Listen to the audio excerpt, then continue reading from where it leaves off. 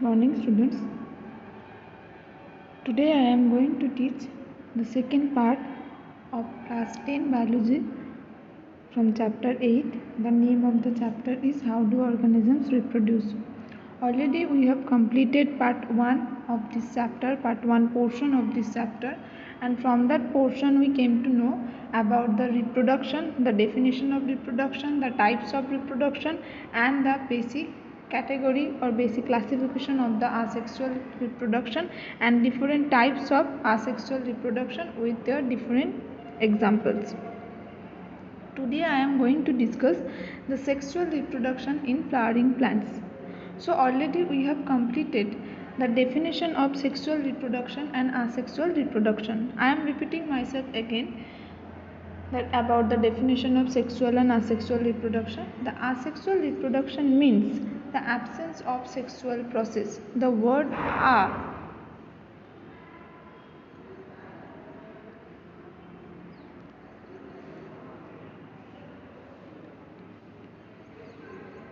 asexual means A means the absence.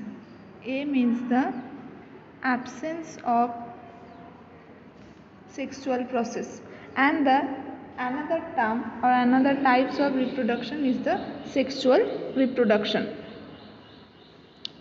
So already we have completed the definition of asexual reproduction and the types of asexual reproduction. Today we are going to discuss the sexual reproduction in the flowering plants. So flower is a modified leaf which bears special organs and plays the role of reproductive system in the plant. So I think all of you see this flower, different kinds of flower, and flower is the most attractive part of the flowering plant's body, and this is a modified leaf which bears special organs and plays the role of reproductive system in the plant's body. So a typical flower is actually composed of 4 distinct wholes or 4 distinct parts: the calyx, the corolla, the androecium, and the gynoecium. I am repeating again, one typical flower is composed of 4 distinct wholes, 4 distinct features, 4 distinct parts, that is the calyx, corolla, androecium, and gynoecium. And this androecium is the male reproductive system, and the gynoecium is the female reproductive system. Okay. So I am repeating again, the typical flower is composed of 4 distinct parts, 4 distinct wholes, that is the calyx, that is corolla, that is androecium, and the gynoecium. Okay. Next thing is in our next slide we will discuss about the each and every part of the flower. So calyx, the first thing is the calyx. So calyx is the outermost hole of the flower, is called the calyx. I am repeating again, this is the outermost part of the flower. Okay, so that's called the calyx. So if I draw one flower here, okay, so this green color portion is called the calyx. Okay, so this is actually composed of the green leaf like structure, that's called the sepals. Next thing is the corolla. So corolla is all the petals are collectively called the corolla. All the petals are actually collectively called the corolla. Okay, so this is the second hole of the flower, is called the corolla. It's composed of the colorful leaf like structures, that's called the petals. So the second hole of the flower is called the corolla. It is composed of the colorful leaf like structure, that's called the petals. So petals are colorful so that insects and birds can be attracted to assist the flower in the pollination system. So already I have discussed, the petals are actually the more colorful and attractive part of the flower. Okay, so these petals are actually attracts the insect and birds which can be attracted to assist the flower in the pollination. Okay, next thing is the androecium. So this androecium is the male reproductive system, and this is the third hole in the flower. It's composed of the stamen. So this stamen is made up of the slender stalk like structure. So in this way the stamen is formed. So there are 2 parts. This is the anther and the stalk like structure is called the stamen. Okay, so this stamen and anther is collectively called the androecium. So this is the third hole in the flower and it's composed of the stamen, and stamen is made of slender stalk and anthers on the top. So this is the anther, and this is the main site of the pollen grain. This is the main site of the pollen grain. So this is the third hole in the flower and it's composed of the stamen, and stamen is made up of the slender stalk and anthers on the top. So anthers produce the pollen grains, and pollen grains are the male gametes. These pollen grains are the male gametes. Next thing is the gynoecium. This gynoecium is the part of the female reproductive system. This gynoecium is the part of female reproductive system. The hole is at the center of the flower and it's composed of the swallow-in base called the ovary. A slender slide stands upright on the ovary and it has a flat top that's called the stigma. So it has total, one gynoecium has, you can say in this way, one gynoecium has total 3 parts: style, stigma and ovary. So style, stigma and the ovary. Okay, so these ovules are actually present inside the ovary. So this ovule is the main thing. So after the reproduction, actually this ovary is transformed to the fruit. This ovary is transformed to the fruit and this ovule is transformed to the seed. Okay, so these ovules are the female gametes. These ovules are the female gametes. So I am repeating again. One flower has total 4 parts: the calyx, corolla, androecium and the gynoecium. I am repeating again. One flowering plant's body has total 4 parts: the calyx, corolla, androecium and the gynoecium. Okay, so this calyx is the most outermost hole or outermost part of the flower, and that's called the calyx, and it's composed of the green leaf like structures that's called the sepals. Okay, next thing is the corolla. This corolla is actually the second hole of the flower, is called the corolla, and it's composed of the colorful leaf like structure called the petals. Petals are colorful so that insect and birds actually can be attracted to assist the flower in the pollination. Next thing is the androecium.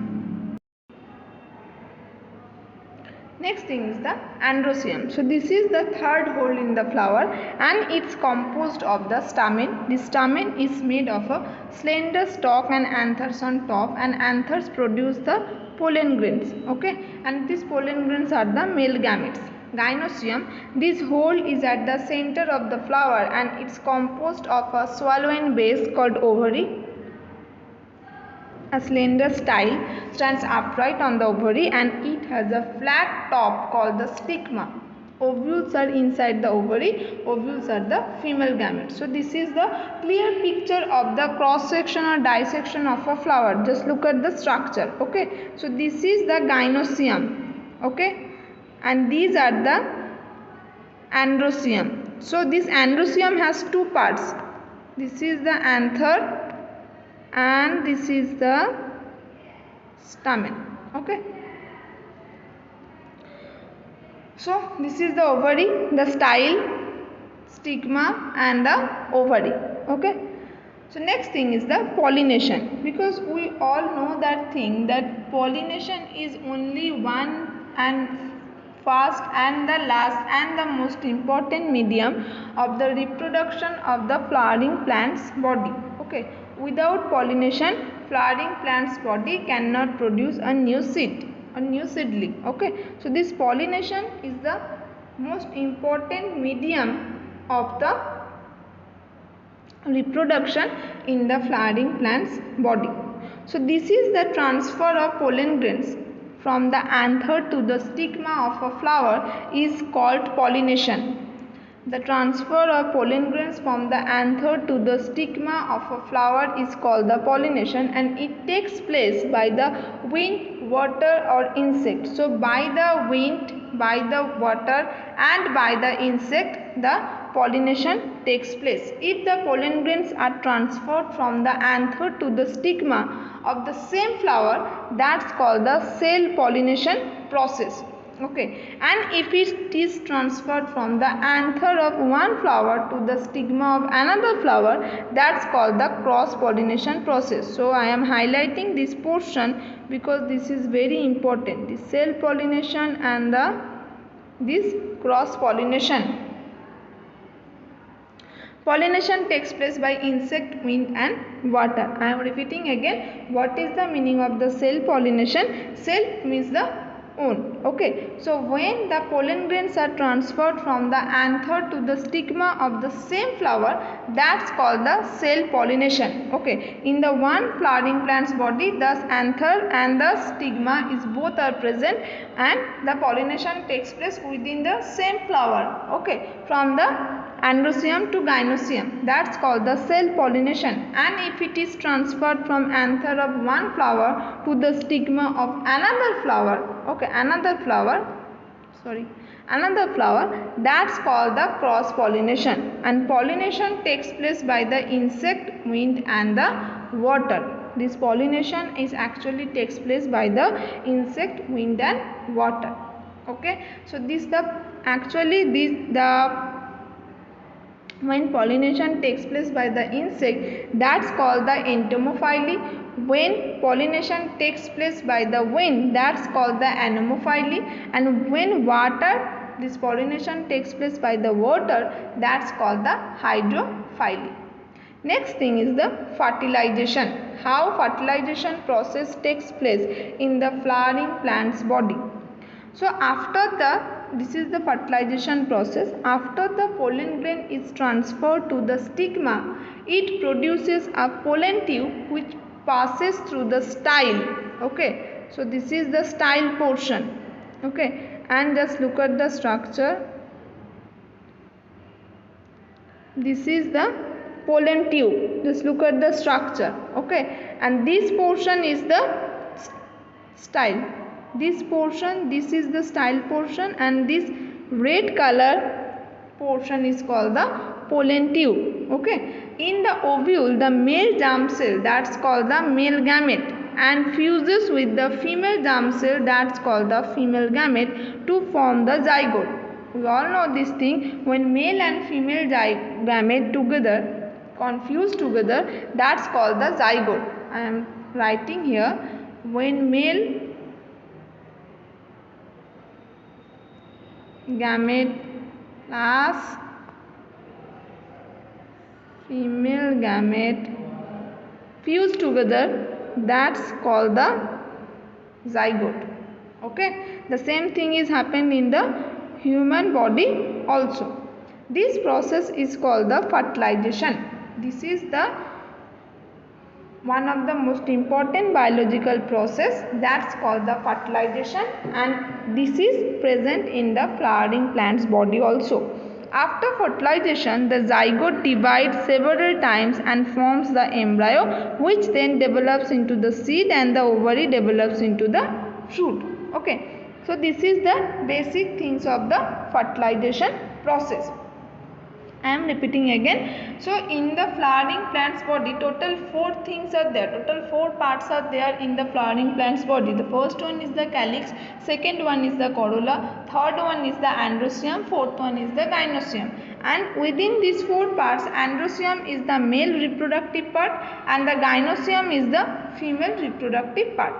This androecium is the male reproductive part and the gynoecium is the female reproductive part. Okay, so this androecium is actually consists of 2 things. One is the anther and filament. Okay, that's called the overall it's called the stamen. And in the gynoecium there are total 3 parts: style, stigma and ovary. Okay, so when the pollination takes place, that time the pollen grains is coming from the anther region and it enters into the stigma and it forms one pollen tube. Okay, and there the male germ cell fuses with the female germ cell and to form the zygote. So this is the process, it's called the fertilization, and after fertilization the zygote divides several times and forms the embryo, which then develops into the seed and the ovary develops into the fruit.